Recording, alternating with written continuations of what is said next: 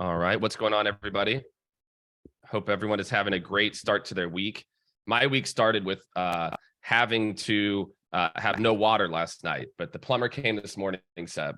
So we're all set now, which was great. It's one of those things.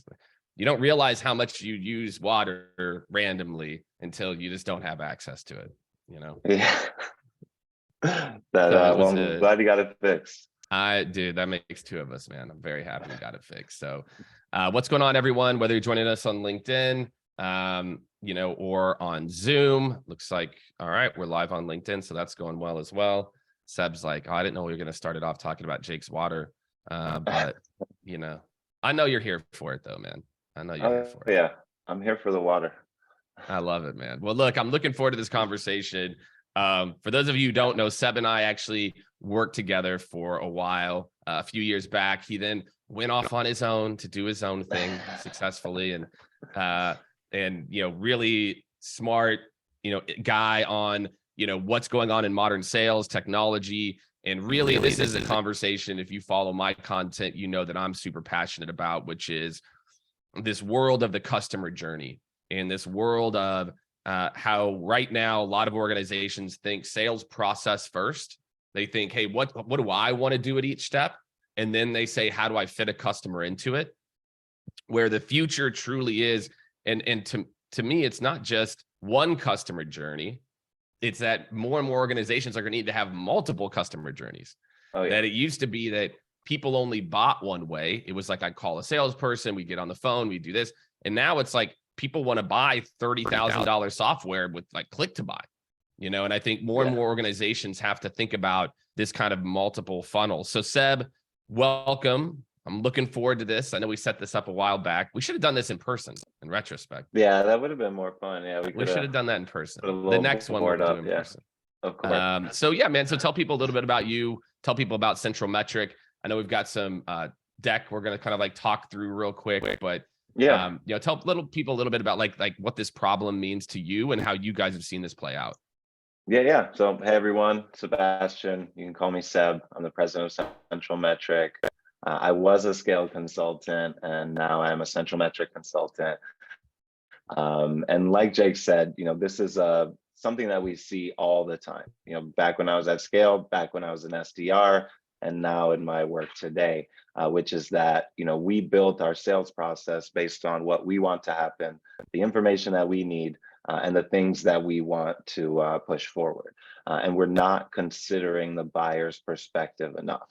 And as we kind of move forward and like more sales technologies come out and the buyer evolves even past where they are today, I think, the companies that don't decide to do an exercise like this and map out what that journey should look like and essentially pave the way that their buyer walks down, those companies are going to succeed if they set this up correctly. With all things equal, same product, same industry, same price, the one with the better buyer journey will always win. This is something we do with almost every one of our clients. And it is kind of, you hear the metaphor, building the plane while you fly it. This is the building the plane part. Right. Well, look, and I think for a lot of people, we got some folks from Milwaukee. We got Harish who says, go Seb, customer journey over sales process. Alan's calling him from Austin too. What's up, Alan? Definitely looking forward to this. Canada, Calgary's in the house. Let us know where you're joining us from as well. So we're going to get into it. And again, Seb and I were talking about literally, I think maybe a month ago about topics, and, we kind of came up with this. And like I said, his team's got a really smart way to look through this as a part of it. So let's talk about this. So again, and this is the slide that y'all have put together. What's going on, Danny? So let's talk a little bit about this. This is, I would think this is like pretty common. Like how many of you out there, this looks a lot like your process, right? I'm sure there's a lot of people out there that are like, oh yeah, this is it. So tell me, like, when you think about this, like, how have you seen this work or not work? Yeah, I think that's the best way to start it is like, this isn't necessarily going to fail. I have seen and been a part of many teams where, we try to put our prospects in a straight line, and enough of them followed that line that we found some measure of success. So I don't think this is necessarily a negative thing, but I think at best it is neutral, and that the buyers are going to outgrow, and they already really are outgrowing the way that this is set up. I think on our side of things, we want things to be aligned. It helps with the technologies that we use, but again, we have to think that anybody, and it will be multiple people on the buyer's side, can enter and exit any one of these steps at any time. And so until we think that way, then we're going to have people that are just dropping out of our sales process left and right. Because I what need one of happens those when they radio don't pass through buzzers these that like, stages?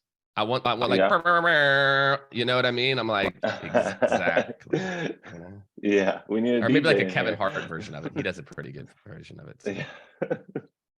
So, all right. So, look, Yeah. man, I'm with you. I agree 100%. I mean, I think, like you said, I actually think the way that you put it was really smart, which is it's not that this doesn't work. It's just like how I feel like when you manage a team, like a sales org, to the middle numbers, you're like, our average sales cycle is X. You should do X activities. You should. It's. Yeah. I feel like it's very similar. Where what we like easy or not very complex, and so we just put people through it and we're like, but it kind of, it works sometimes, but like you said, it definitely doesn't work, kind of like at scale. And so how do you think about this? You talked about how, like, again, people are falling out, right? People fall out here, they fall out there. Like how do you then think about what that process looks like? Yeah. So what you're essentially doing is you're predicting that they absolutely will leave this process at any time, and then you're giving them a safe place to land when they come back. A simple example could be, somebody requests a demo on your website today. You get on a call with them and you realize that they really haven't quantified the problem that they're dealing with. They just want a shiny thing to add into their tech stack. And so you need to have that time with them to help them be more aware of the problem, discover the actual solutions that they can deal with. And then weeks later, you might finally come back and deliver that demo, but it wasn't what they needed at the time that they asked for it. And we've been doing such a good job of funneling people into a demo or a sales conversation that we catch a lot of buyers off guard. We like to make buyers think they're ready to buy before they actually are. And this is a way to have a more holistic way of thinking and kind of shepherd them through a process that actually solves their problem and doesn't just help you hit your quota. How do you think about that, Seb?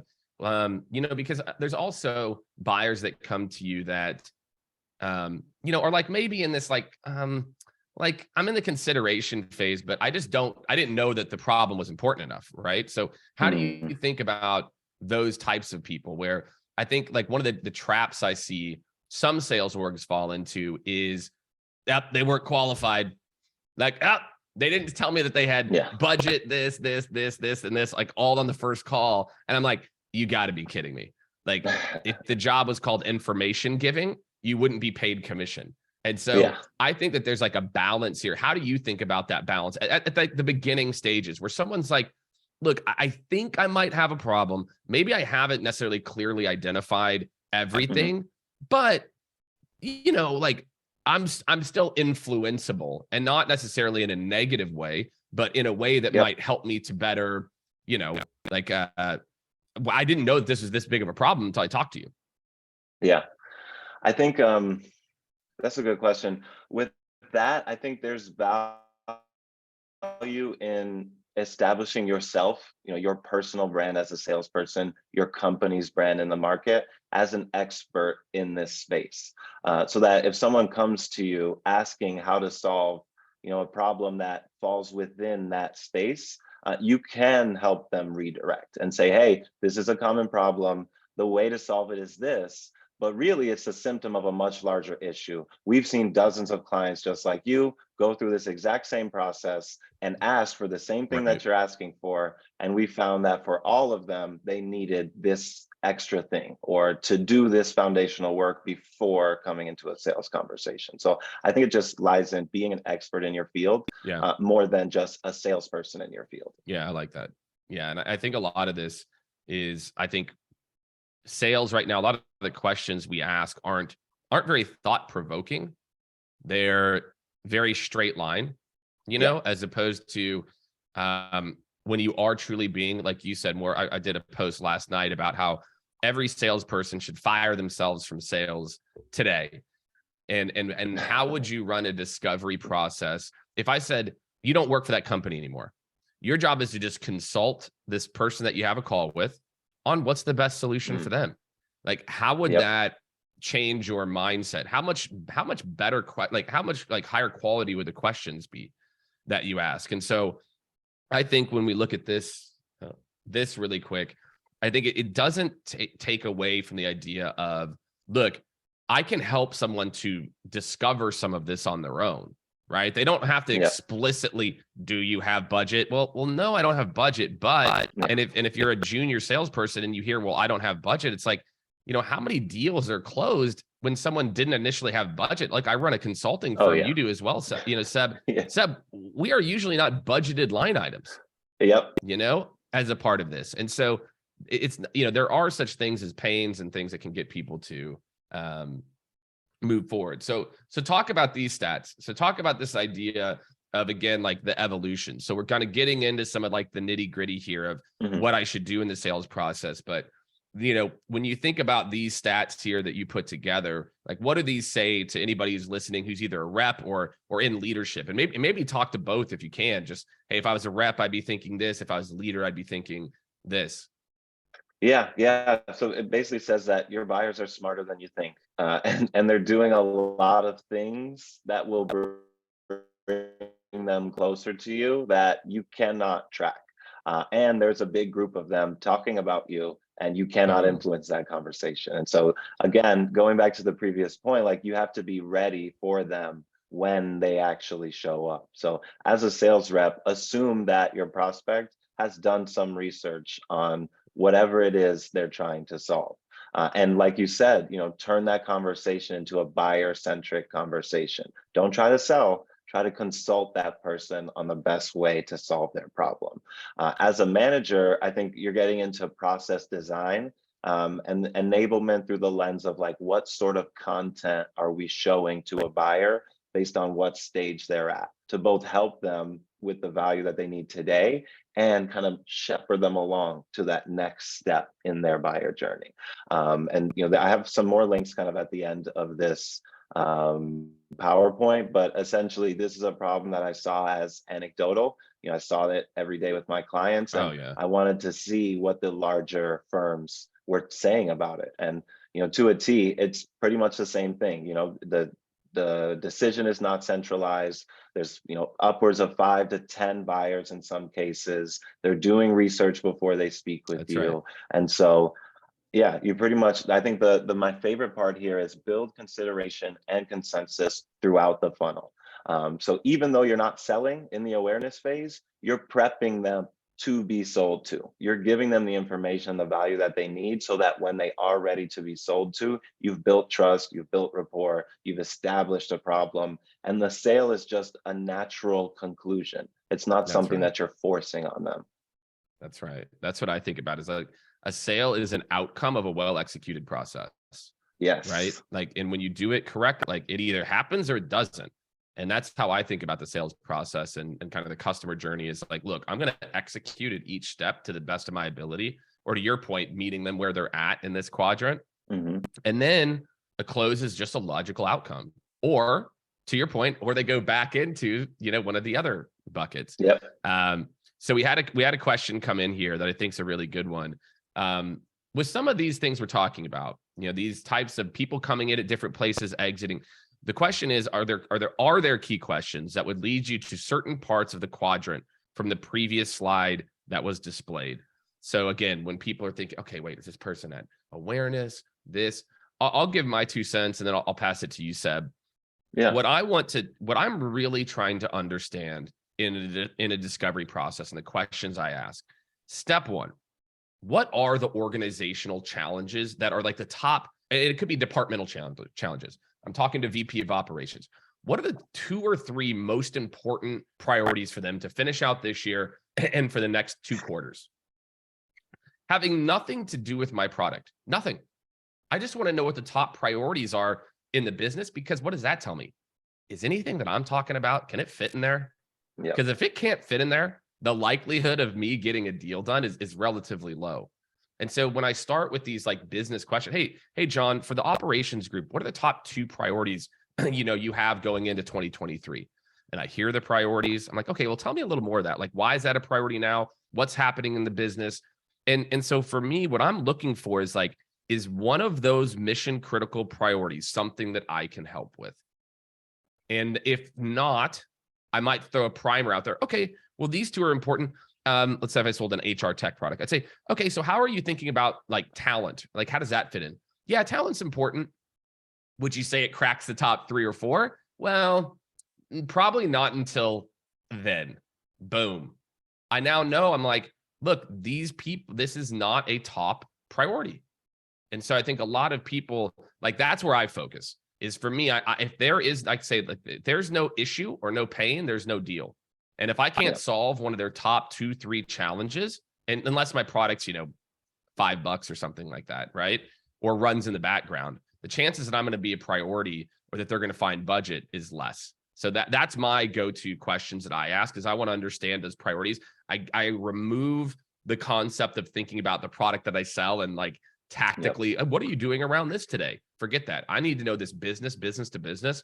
What are the top priorities to see if I can fit? So that is my answer to the question. Seb, what would you offer? What would you add? I mean, I think that was pretty close to perfect, man. Like, straight up, you get on the call and you figure out, like, basically, why are you here? What are you trying to do? And can I help you with it? And if the answer is no, then, like, you don't need to spend an hour on a call showing a demo to get to that point. I would add one thing to it, which is, let's put a cost on that problem too. Not just how important is it, but how much is it hurting you? And how much pain, monetarily is coming out every month, every week, whether it's wasted time, wasted budget, what have you. Because, as from the sales perspective, I'm going to need to match the value of my offering with the cost of that problem. Whether it's important to them or not, whether it's the highest priority or the lowest priority. But, otherwise, I think figure out how important it is, what level of priority the prospect wants to put on it, put a number on that. And again, we're now getting into sales as a logical conclusion. Yeah, I love that. Yeah, it's like you're understanding the pain, and it's like, and then you need to understand how big of an impact, if this pain is solved, or how big of an impact is this already having. Because if it's too small, I might not make a move. All right.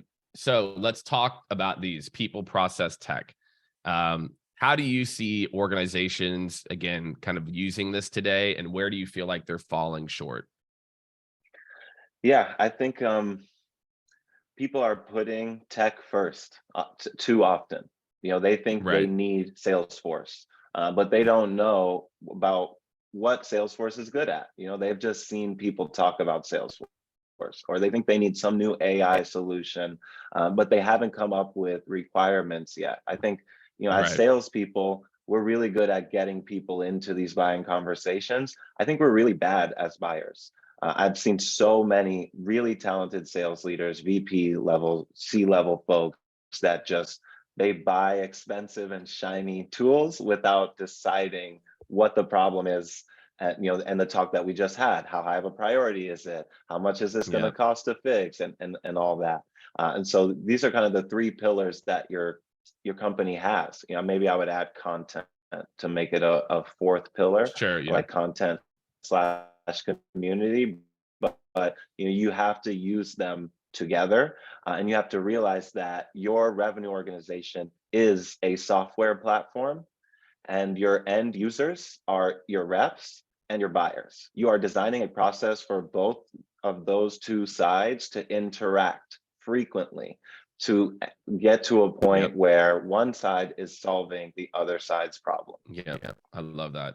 Yeah, I think, you know, it would be, and I think part of the reason, Seb, is there's probably a little bit of like, well, everyone else has Gong, so I need to go buy Gong. It's like, yeah, how are you going to actually use it any differently than your current call recording and transcription service? Well, look, I get that, but everyone else has Gong, so we. But it's Gong. It's, come on, exactly, it's Zoom Info. Exactly. We gotta pay for Zoom Info. You gotta pay for Zoom Info. I think that's a good call out there.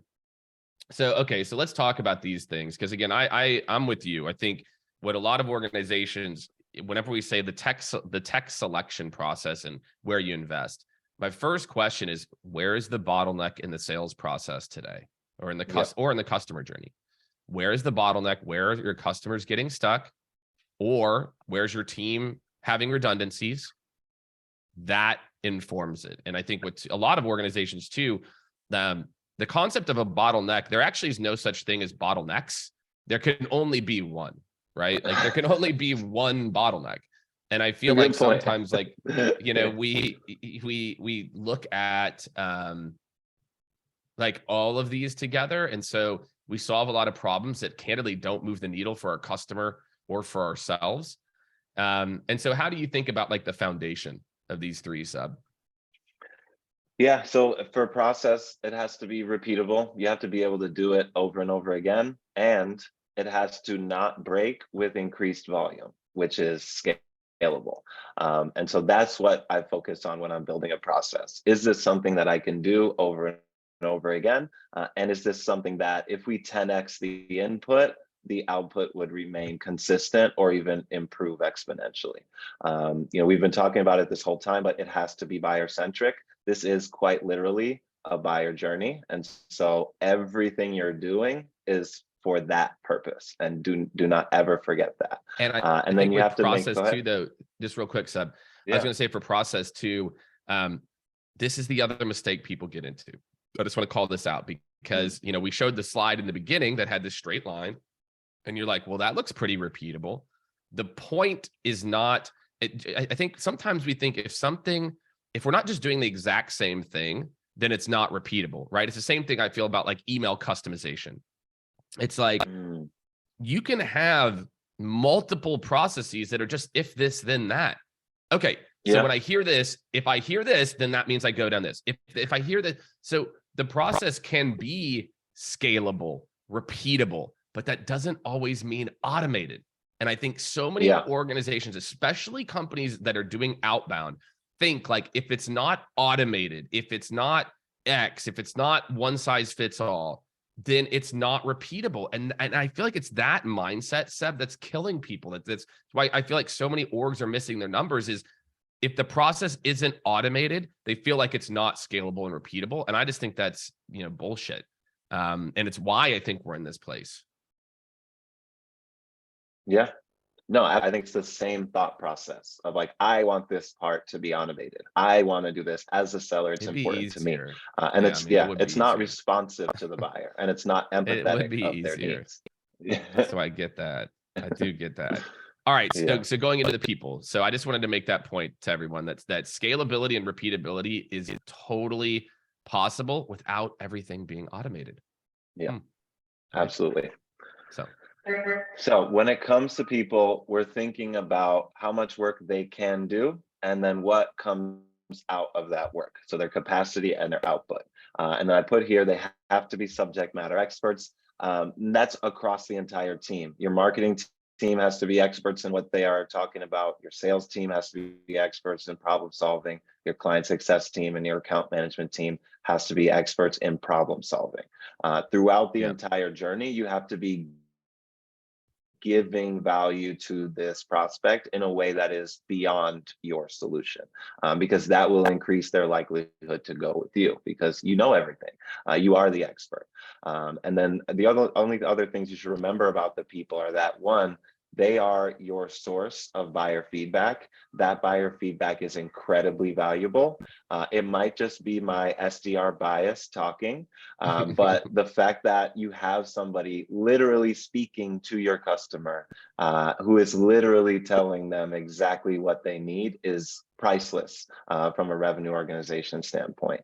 And then just remember, like I said earlier, that these are the end users of your revenue organization. And so I'll keep this parallel. When a product designer designs a product and the users of that product don't put their information in correctly, the designer does not blame the users. So when we design a revenue organization and our AEs and SDRs are not putting in the stages or the fields or the stuff that we want in the way that we want, then the blame is on us as process designers. The blame is not on them as end users and reps. We have to enable them, not the other way around. That was my people soapbox that I will always die on this hill. I think it's the right soapbox, man. It's just a better Yeah. way to look at it. I mean, like you said, it's just like a good product person. You know, hey, what's working? How would you think you would click this button? How would you do this? Yep. And like, I'm going to go and optimize the process, not say like, well, no, you got to click the button that way. You Yep. know, like that's not really how great product works. All right, now let's talk about technology. We got another question too that I want to get to, but let's talk about technology as a part of this as well too. Yeah, so technology is the kind of infrastructure that makes all this stuff work. So when there is automation, it's the one that's running the automation. And above all else, it gives you the visibility and the predictability into your process. You know, your process and your people could be working really well. If your reporting is not set up correctly, then that does not matter very much. So just make sure that you're creating a system that puts in clean data and spits out clean reports. Because with those reports, those are going to be what you use to improve this process over time. You know, any process that you build is always iterative.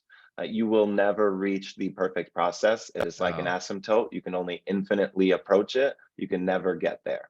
And so just keep that constant improvement mindset in mind. Write that down. Yeah. Asymptote. A little calculus reference there. Dude, you're so sweet. That's exactly right. And I think what's interesting, Seb, I'll draw a parallel for you, is let's think about marketing advertising spend. Okay, if you think about what is a sales organization trying to do? At the top of the funnel, generate qualified pipeline. If I'm investing in Google AdWords or LinkedIn ads or whatever, social ads, what am I trying to do? Generate qualified pipeline. When you invest $200,000 a month in your marketing budget, you are spending 10 to 20% of that budget to optimize it, to look at keywords, what's working, that didn't work, this segment, that segment. In sales, do you know how often we optimize our processes? Every, what, 6 to 12 months maximum? Maybe, Maybe. Like, let's look at sales process or methodology, right? People are putting in a new methodology every 3 years. It's like, you're pumping tens of thousands of data points, millions of data points through a system. Why aren't you updating your sequences every week? Why aren't you updating your sales process to eliminate bottlenecks every month or quarter? Like I think sales has got to catch up and wake up that this whole slow iteration and, well, I'm going to implement this process I implemented that my grandpa taught me 20 years ago when I was at Oracle, that's just not relevant. Like, you got to optimize faster. And that's where I think, like, to your point, technology can help us to do this, but it's also a change management issue that even if I get the technology, I just think a lot of companies don't know how to use data to inform rapid decision-making in the sales process because we're so used to it being done in sprints or campaigns versus mindset. Yeah, completely agree with that. That's my hot take on it. All right. So the question that we had here was around, it was actually a follow-up to the previous question, is how do you work with multiple stakeholders within the organization that have a say in the product or service that is being used? So I think the question is, how do you, in these processes, right? We're talking about these processes, it's scalable, repeatable, the people are subject matter experts. How do you think about, like, keeping up with the individual people? I'll let you go, and then I'll hop in with my hot take on it too. Yeah, I think short answer is that every individual has their own buyer journey, and you have to Yes. think about that as you build it. The CFO has a different journey than the director of HR, and there's a different journey than the head of recruiting. All three of them are going to buy your HR tech solution, but for three different reasons and at three different paces. And so you again, going back to who has the burden of making this happen, the one who wants the outcome to happen, which is the person designing the revenue organization. And so since you want this outcome more than anyone else, you have to design 3, 5, 10 unique and individual buyer journeys for these personas, for these products, and for these industries. Yep. Yeah, that's exactly what I would say. Same response, which is that, what I do is I call it separate solutioning, is kind of the name that I've given to it, which is what usually happens in a sales process. It's not, by the way, like the beautiful part about what Seb and I are talking about is, it might sound like a lot more work. It might sound like, wait, this is complex, or whoa. But sales is actually fairly pattern. I guess, I don't know what the asymptote word for that, for the word of patternistic that I'm thinking of. Yeah. But after the big meeting, well, what happens in this big meeting, right? So you get your second meeting, sometimes it's your third meeting, and there's a bunch of different people. You got IT, HR, whoever else is at the table. And what happens is you kind of come and you start demoing. Well, here's like my very tactical advice. The talk track that we have to start an agenda for the big meeting is this. Hey, everyone, I'm really looking forward to the conversation this afternoon. I had a really good call with Sebastian last week. We talked through a couple of the top priorities that he laid out. What I want to do first is maybe spend the first 5 minutes just doing quick introductions, and then and kind of talk through what we recapped and get your take on it. Then we'll spend a bulk of the time talking about what, kind of where we fit into that world. And then after this meeting, if it seems like there's a good fit, we'll set up a separate meeting, IT with you, to talk about kind of the more technical integration. Marketing will set up a separate meeting with you to talk about like how this integrates into your overall brand strategy, to make sure that we've got the right solution, assuming that there's a path forward from here. Does that work for everybody? That's how you set the agenda. And now I go separate solution, like what Seb said. Now, that way my proposal, IT sees, oh, look, they listen to me. Marketing says, oh, wait, look, they listen to me. And so my proposal doesn't just have a bunch of products listed. It's got, hey, IT, how we talked about this. This is how we're going to help with that. Hey, marketing, how we talked about that. So it's really not that. It's the same for every deal. I just know that I've got to go do those extra set of meetings. I tell leaders this all the time. More meetings can actually equal faster deals, because then I'm not waiting for my champion to go chase a bunch of people down. And so, my advice is like, when you do have a deal where you've got multiple, you be the catalyst for change. You be the catalyst to bring people together. You be the catalyst to set the next meetings. Don't sit there and hope and pray that some champion is going to manage the process for you. And then the best part is like, it just becomes part of your new process. I know my process is after the big meeting, I set up a separate meeting with IT, because IT is going to block it at this point. I know I set up a meeting with marketing because marketing is going to block it at this point. And it's just Groundhog Day. So more processes doesn't have to be too, like exponential, more like complexity. You just have to accept it a little bit. That's my and then on the buyer side too, like they want to see that, it feels good if you know that an objection may come up from marketing and the salesperson says, sorry, I already anticipated that objection. I talked to marketing, we got their approval, and we had a meeting last week. And so now what you're doing is you're saying, here's the path, it's already paved, and your friends are down the path too. So come on down. Yes, exactly. And it's like, and that champion's like, cool, I can go work on my day job stuff. Yeah. Like I'll go work on my day job, and then you go and, you're going to help me. It's like, oh God, thank God. Like you said, it just shows like these guys have a process, as opposed to like, let me tell you what never works when you're trying to create a great buyer journey is that when you get to the end of a meeting, you go, great, what are next steps? What do they say? What do they say when you say, great, what are next steps? They say, oh, that's, I'll get back to you. Okay. Yeah. Can you send me some information and I'll circulate it internally with so-and-so. All right. Yeah. And so turning it over to them is never the right answer. As you said in the previous slide, you need to be the expert. You have sold this product. You know who needs to be involved. Stop trying to pass the buck. You're not actually helping anybody by doing this. So anyway, Seb, talk me through this slide. Yes, so this is the money slide. This is where we start to line things up. I will pause myself because I know I've said 3 to 5 different ways that this is not a linear process, and here we are looking at 4 straight lines. And so just thought exercise, imagine that in the buyer journey, again, any persona can leave any one of these 4 points at any time and re-enter at any point in any time. So although we are lining them up, the buyer journey itself is not linear. The cells here are indicating goals for each row. So the buyer journey in the awareness phase, their goal is to identify problems. And so we can go straight down in the awareness phase and start to align our organization around that buyer journey. So if we know the buyer is identifying problems, we are now sending marketing to educate and engage that buyer. The end result of marketing's work is for the revenue, teams, a new MQL or a set of MQLs, people that are qualified, engaged, and becoming aware of their problem. And we use lead generation or marketing automation technology to facilitate those touch points, whether it's a Marketo or a Splash for events or a Zoom for webinar, that's where this technology goes. So in the awareness phase, we now have a team, marketing, which is doing an action, educating and engaging to produce an outcome that revenue wants, MQLs, using technology specific to that phase. And so what we do is we just keep going down the line. In the consideration phase, the buyer's looking for solutions, externally and internally.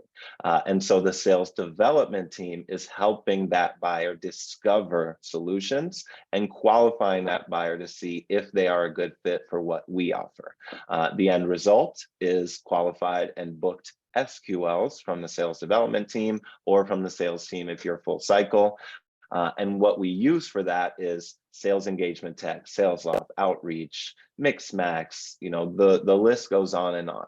And so you can now start to see like the logical conclusion is in play. The next step, we need to make a decision. Sales has to propose their option in those decisions. The outcome is a demo delivered and a closed won or loss. And what we use for that is, PandaDoc, Zoom, some combination of sales conversion or billing or contract sending technology.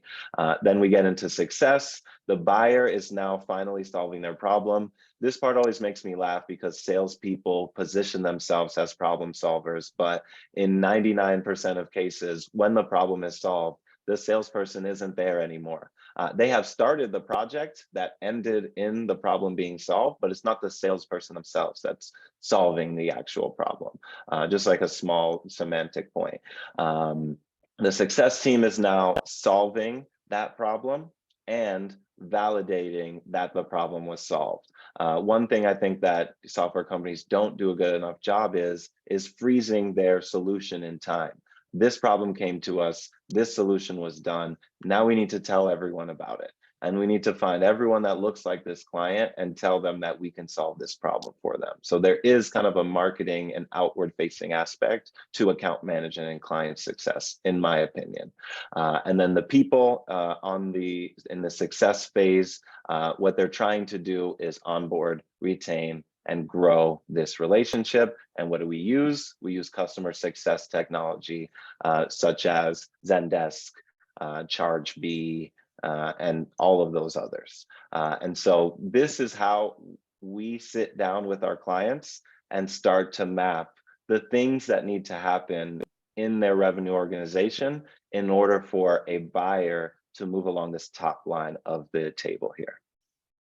Yeah, well, one, there's a lot here that I hope people kind of go back and rewind this, because the way that you kind of talk through this again is, okay, customer. Okay, well, where would they be in the process? Okay, would they be here, right? And just think about it like this, right? Like these are the steps that the customer might be at. And again, is your sales organization and marketing and technology organization nimble enough to be able to just like quickly adjust when something is slightly not linear? For a lot of these, it could be, your sales tosses over a bad deal. And so we've got to spend more time in onboarding or something like that. But I think that that's it. That's a lot of this, Seb. It's like, when you had, and this would be Scott Leese would be proud, the argument for having one rep, right? Is I think, kind of what a lot of this comes down to, that the breaking point I see for a lot of these organizations is actually is not the customer, it's the interaction from the internal teams.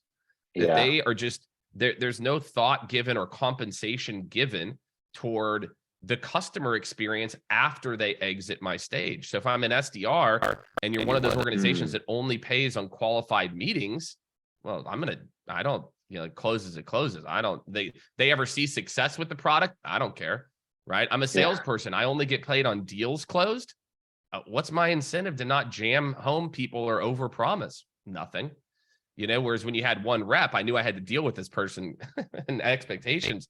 And so I do feel like another care point that everyone should really think about is, how do I make my handoffs feel amazing and purposeful for a customer? Not because of how we want to do it. Like, I'll give you a good example on the SDR front of a script that, we'll teach SDRs. Okay, I have a call with Seb. I'm like, hey, Seb, like, I really enjoyed this. So based on what you said, you're trying to do this, etc. And here's the key. You got to train your SDRs how to at least talk about your product, because nobody's trying to get qualified. Okay.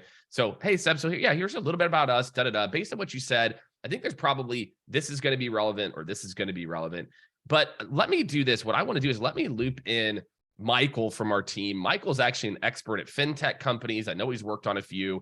And I think he'll have some very specific ways that he can kind of talk about these two issues in particular. So I'm excited. Let me set you up. Let's set up time with him for next Monday. I'll get you guys coordinated. And we can talk through these in more detail and how we might be able to help. How much more excited is that salesperson, or is that buyer? It's like, instead of like, I'm going to loop in my AE and they can tell you more about what we do. And by the way, I've been through this crap enough. You're not even going to talk to them. I'm going to have to repeat myself over and over again because you're too lazy to go talk to them. Or my leader doesn't want me to talk to them, which is even more insane. Right, Seb? So I look at this as like, as an organization, think about on the people process side in particular, are you actually doing a good job of creating a good buyer experience? Because I see it fall down a lot there.